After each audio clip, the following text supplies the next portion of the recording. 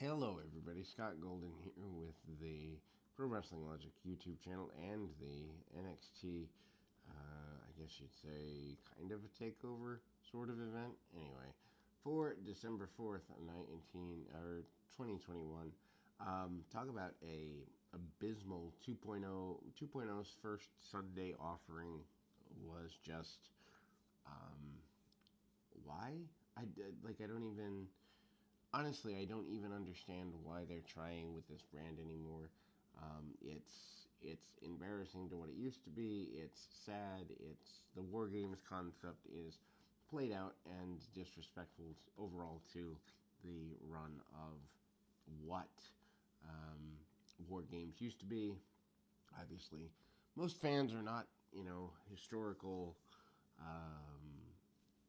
aficionados or anything, but I think people know the difference between good and bad wrestling. Anyway, the poor talents who had to be put in this position certainly have their work cut out for them, and again, having multiple War Games matches and having things go in that direction, probably not the best of situation. Old school versus new school War Games is what we have, and anyway, pre-show is here. Do we really need a pre-show for something like this? Probably not, but we don't really know that much about doing things differently. Anyway, War Games, Kaylee Ray and Raquel Gonzalez, Io Shirai, and Cora Jade defeating Dakota Kai, Toxic Attraction, Mandy Rose, Gigi Dolan, JC Jane, 31-19. Does this need to be a 30-minute match? Most likely not. They tried to lay it out well. There are decent moments, but obviously all of these ladies don't have enough experience to carry it. And there is a bunch of weird psychology getting there. The finish comes out of nowhere. This is obviously the weakest War Games match, probably in pro wrestling history, that is not an independent show. Jade and Gonzalez tried to keep things together. Gonzalez still has a lot of potential, could be main roster, but they're not pushing her in that direction apparently. Rose is the NXT Women's Champion, and Dolan and Jane are the tag team champions. Ray and Kai are the tag team, team leaders, and they start off for the respective teams. Others are locked in cages, a little bit different variation. Anyway, Ray brings out a baseball bat early, and Kai uses kendo sticks to handle things. Ray then gets an advantage with a DDT. Kai sends her into the steel cage a bunch of times. A minute before the first entry, Ray makes a quick comeback and hits a senton on Kai, goes for the baseball bat, smacks Kai with it, and nails her with a kendo stick, and does a kendo stick bridge. Why are we doing this in the first 5 minutes of the match? First entry is Cora Jade, who brings in her skateboard. Kai avoids a bunch of shots, but then hits the Enziguri and a running knee. Babyface team maintains a 2-on-1 advantage throughout, which goes against the standard psychology of a War Games match. But anyway, Ray and Jade work together to beat down on Kai. Gigi Dolan comes in next, brings in a trash can and a duffel bag. She tosses the can, and Jade takes her down with a pump kick before hitting the STO and German suplex on Ray.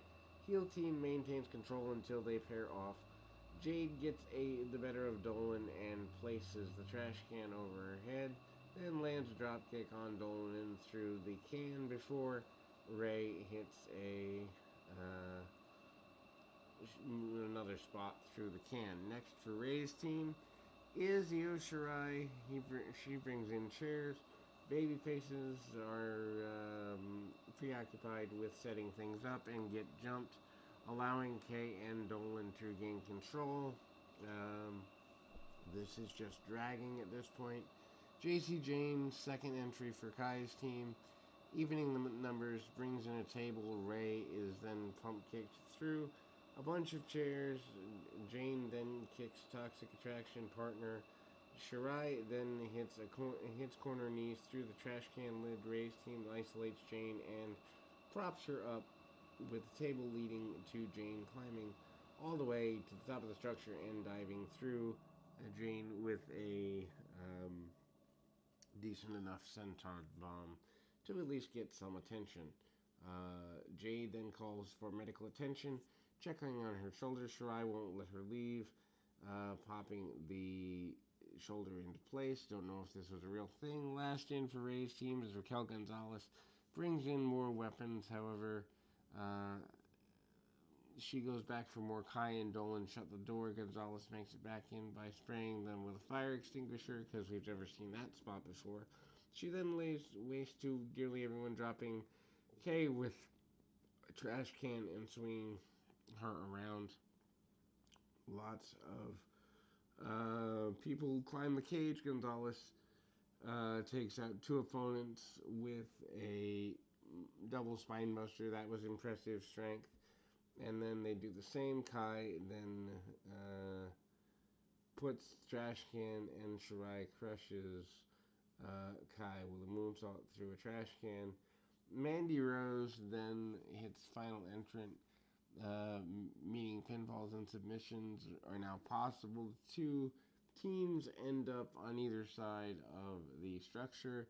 Ray is concerned for the injured Jay before they take out Kai. Everybody brawls. Eventually, the focus turns to Gonzalez, who tries to hit a double powerbomb on Jane and Dolan, but gets cut off with a kendo stick shot from Rose. Toxic Attraction takes Gonzalez with the chair and covers, but then is broken up. Jade then still sending her shoulder. Jade fights a bunch of kendo sticks, but is overwhelmed by numbers advantage. Rose hits a running knee for near fall. Bunch of moves, leading to everybody down. Jade suddenly covers Jane for the win out of nowhere, and this ends poorly. Anyway, they air a promo for Tiffany Stratton and Boa, as well as video advertising appearances of the Shaman of MSK for Tuesday.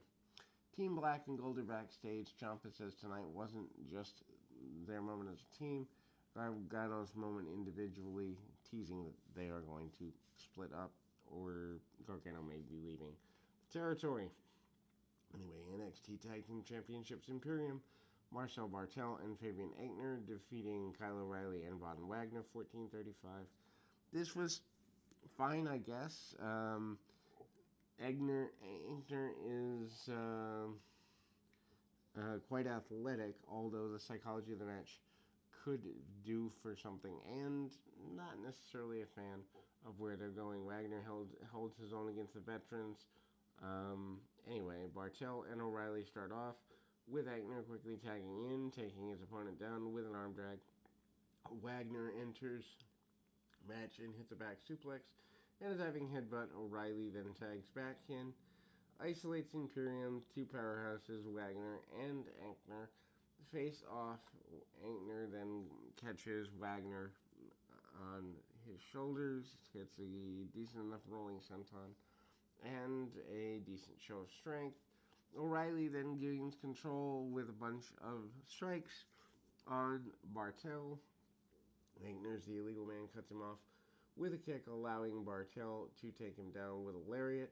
Wagner then gets tagged, goes nuts on everybody, and throws and suplexes, drops Bartel with a back suplex on the apron. O'Reilly lands a diving knee on Aichner, and Aichner comes back in with the suplexes. Imperium then uses the numbers advantage, taking out Wagner, setting him up for a double drop kick for near fall. Then the Imperial Bomb, Wagner fights out, chokeslams Aichner into Bartel. O'Reilly tags and locks on the heel hook. Aichner breaks up and hits a cool double springboard moonsault. Wagner then takes out Bartel, and O'Reilly locks on guillotine on Aichner. Aichner powers out, but O'Reilly turns that into a cradle. Bartel then modifies the cradle for near fall. O'Reilly then goes for the rebound lariat. Aichner meets him with one of his own. And then we get the standard double down. So then we go Wagner and Bartel trading shots in the center of the ring. Wagner then knocks down Wagner with a chop block. O'Reilly and Wagner then hit a bunch of low blows for Bartel for a near fall. Referee then slows the count and gets distracted by Ankner. Bartel then battles Wagner on the floor, tags in Ankner, and hits a sick step-up dive on Wagner to the outside. O'Reilly then catches Ankner with a brainbuster for near fall, locks on the cross arm breaker, transitions into a triangle. Ankner powers O'Reilly up, and Imperium hits the Imperial Bomb for the win. Post-match, Wagner turns on O'Reilly, but is taken down with forearm smashes. O'Reilly then fires up and throws up the Undisputed Era hand sign. On the way out, Santos Escobar is interviewed backstage by about Zion Quinn, hair versus hair, Cameron Grimes and Duke Hudson for the hair versus hair match. It was fine. They did the best they could. Hudson overpowers Grimes early, sends him into the over the top rope into the steel steps. Grimes comes back with a cannonball senton, tries to keep up his offensive approach, but Hudson stops him in his tracks, hits a Uranagi. Grimes then comes back with a moonsault on Hudson for near fall. Hudson then tosses Grimes headfirst into the floor. The match then goes one-sided for a while. Hudson beats Grimes down. Grimes then flips out of the suplex and hits an enziguri to start the comeback, and then backflip power slam for near fall. He then fights out of the slam with a DDT for another 2 count. Grimes then hits a soccer kick and a sunset flip, but Hudson then turns on the cradle, grabs the ropes for leverage. Official sees Hudson cheating and stops the count at a count of 2. Grimes then hits a reverse Rana and has a high cross body for near fall. Hudson then comes back with a black hole slam for a near fall, then goes to the razor's edge, but Grimes counters out of that, hits a Rana and rolls through, holding the tights, getting the cheating victory. Hudson didn't want his head shaved, and Grimes hits cave in and props him up. Grimes shaves off some of his hair before Hudson is able to run away. Videos air of Draco Anthony, Casey Catantaro, Caden Carter, and the Grizzled Young Veterans. New Year's Evil is announced for January 4th, 2022. Why do we need another supposed super show that quickly? Who knows? Anyway, Roderick Strong with the Diamond Mine defeated Joe Gacy with Harland at 8:07. This was there to fill time on a show that was already bloated. Anyway, Gacy hug and does inclusionary talk before the match starts. Strong wants no part of any of that. Strong gets hit with a strike, so the champion takes him down with a backbreaker, as he is wont to do. Gacy then comes back with strikes, including a lariat to the back of the head. Strong hits his opponent with chops in the corner. They fight out. Gacy lands a bicycle kick. Back in the ring, Gacy maintains control with a backbreaker. Strong comes back with a rising knee, hits a superplex, and then hits a double knee gutbuster, an Olympic slam for a near fall. Strong then goes for the submission. Gacy counters it with a crossface, forcing Strong to fight on the ropes, forcing a break, and then Gacy lands a flip dive, and Strong hits the Creed brothers at ringside.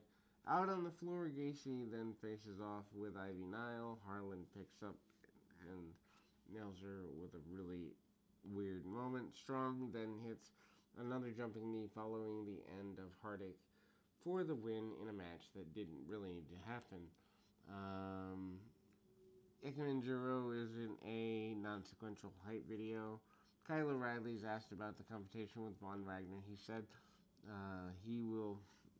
he saw things coming a mile away, and the finish for them will happen on this coming Tuesday's NXT event. War Games Team 2.0, Braun Breaker, Carmelo Hayes, Grayson Waller, and Tony D'Angelo defeating Team Black and Gold, Ciampa, Gargano, Dunn, and LA Knight 38-14. It was fine, although this concept is not there. Ciampa is the NXT champion. Hayes holds the North American champion. Gargano comes out to Rebel Heart. Gargano and Hayes start the match off.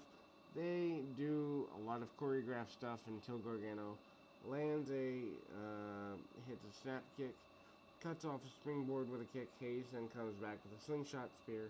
They trade flips and flops until over the ropes until Gargano ends up hitting the slingshot spear. Hayes then climbs the cage and hits a diving back elbow. They each stand on the top rope using the cage to support them, trading strikes until Gargano hits a great sunset bomb. Grayson Waller then is the first in for Team 2.0. Gargano takes down suplex before catching a head scissor and hitting a backbreaker. Gargano then tries to make a comeback, but Hayes recovers and hits the veteran and gets him overwhelmed. 2-on-1 numbers advantage. Gargano then gets busted open somehow and manages a brief comeback. Trick Williams tries to stop his momentum, throwing a chair into the structure, but Gargano smashes Williams and gets the chair, continues the climb, and the distractions enough for Team 2.0 to regain some semblance of control. Then we go evening the odds for Team Black and Gold is Pete Dunne. Dunne comes in, runs wild on Hayes and Waller, and hits an X-Plex on Hayes and tries to top off Waller before attacking fingers through the cage. Gargano and Dunne lock on some simultaneous submissions on their other two opponents. Hayes uses his temporary athleticism to regain advantage for a couple of minutes, but gets cut off with a forearm from Pete Dunne, and Waller hits stunners on Dunne, and here we go. Evening the odds for Team Black and Gold, or for Team 2.0 rather, Tony D'Angelo, Trick assists him, bringing in tables and other weaponry into the ring, but Dexter Lumis appears from under the ring for no reason and chases him off. Gargano exchanged thumbs up with him. The clock is running down. D'Angelo padlocked the door, and 2.0 continues to be dominant. LA Knight attempts to enter the match, but the door is locked shut. Climbs the cage and enters the match by running nuts on everyone, power slamming D'Angelo and Waller, and whacked his opponents with some kendo sticks. We've seen this before. Knight then stuffed Waller into a trash can and smacked it with a kendo stick before Dunne and Gargano hit simultaneous drop kicks. Dunne then crushes Waller's fingers with kendo stick shots. Final entrant for Team 2.0 is Braun Breaker. He has the bolt cutters to break off the padlock, which takes a little longer than it should have, but makes it into the match, destroying everyone with suplexes, power slams. Dunne then tries to take him out with punches, but throws him over the top rope. Breaker then tosses Gargano and Dunne and Knight. 2.0 maintained control for a while, making the match officially underway. Tommaso Ciampa used the kendo stick to help him make his comeback. There's a bunch of plunder all over the ring. Ciampa used a trash can lid to assist in hitting running knees on all four opponents. Hayes then attacks with a kendo stick, but Gargano saves Ciampa with a crutch shot. DIY chants happen. Ciampa and Gargano work together, regaining control. They go nuts until Breaker cuts them off with a power slam. Team 2.0 Black and Gold surrounded between both rings. Black and Gold exchange looks and fires up. Waller is then sent into the cage with 4 2.0 wrestlers trapped between the ropes and the cage. Black and Gold beat them all down. Dunne pops up a trash can, and Gargano sends Hayes into it with a lawn dart. Then they send the table, and Ciampa looks over the air raid crash on Waller, but D'Angelo cuts him off. Knight then springs the top rope, tosses Waller through the table, and D'Angelo and Breaker work together for a minute to powerbomb Dunn and Gargano in a Tower of Doom spot, but then Knight hits the BFT on Hayes for near fall. Knight then traps Breaker between the ropes, goes for another BFT, but D'Angelo cuts him off, and then he and Breaker try a double team, but Ciampa interrupts and hits trash can shot. Ciampa then hits the air raid crash on Breaker. Through the trash can from near fall, D'Angelo sets up table and basically yells at Waller, climb the cage, Waller oblige, and D'Angelo pops Knight on the table. Waller then hits an elbow and from the top of the cage, but D'Angelo breaks up the pin for in the nick of time. D'Angelo produces a crowbar, but then surprises him with kendo stick shots before turning his attention to Hayes. D'Angelo cuts off Dunn, trapping him in the cage using the crowbar. He removes Dunn's mouthpiece and then hits crowbar assist neck breaker off the top rope. D'Angelo and Breaker, they're the only two left standing. Breaker hits a snap Frankensteiner, but Gargano gets involved. Do it yourself. Overwhelms Breaker. Gargano hits the one final beat on Breaker, and Ciampa and Gargano hit the DIY, but Hayes interrupts. Covering, Hayes then taunts Gargano, but stopped a running knee from Ciampa. Ciampa then goes for the fairy tale ending, but Breaker crushes him with a spear through the table set up in the corner. Power slam, military press slam is enough for Breaker to pin Ciampa to win the match, and Team 2.0 ends happy with their situation. In any event, that is the match of the moment. We'll be back with more in just a short shake of a lamb's tail.